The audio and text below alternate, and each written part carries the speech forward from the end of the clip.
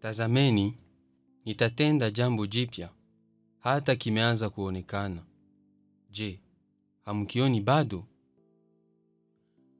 Mungu anatenda siku zote ndani ya maisha ya kila mtu na kufanya mambo mapya.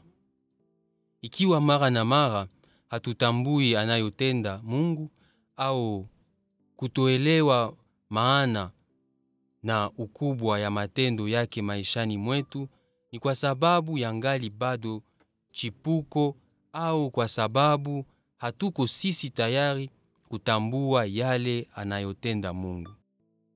Mambo yanayotufikia maishani, shughuli maelfu zinatuzunguka moyo, mawazo yanayotuvamia vinatuiba zamu na tunashindwa kutulia hata kitambo kwa kuweza kuangalia na kutambua chipuko hizo zilizomo maishani mwetu na zilizo alama wazi ya kuwapo kwa Mungu.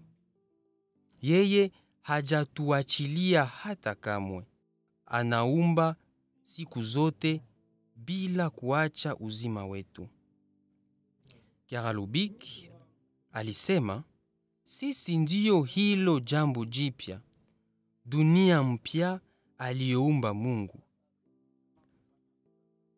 Tusijali na maisha yetu yaliyopita au kuanza kukumbuka kwa hamu mambo mazuri yaliyopita, wala kusikitika juu ya makosa yetu yaliyopita.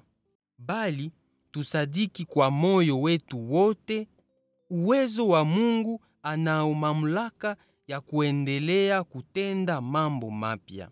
Tazameni, nitatenda jambo jipya, hata kimeonekana. Je, hamkioni bado? Pamoja na wale wote tunaochangia maisha yetu hapa duniani, kama vile wenzetu wa shirika, wakazi, marafiki, tujikaze kuishi nao wote hali mbalimbali za maisha, tukiwa na matumaini ya kwamba siku moja mambo yatakuwa vizuri zaidi. Mwaka 2025 ni mwaka wa pekee, kwani sikukuu ya Pasaka ya mwaka huu itasherekewa tarehe 1 na Waorthodoksi pia na Wakristu wa kanisa mengi.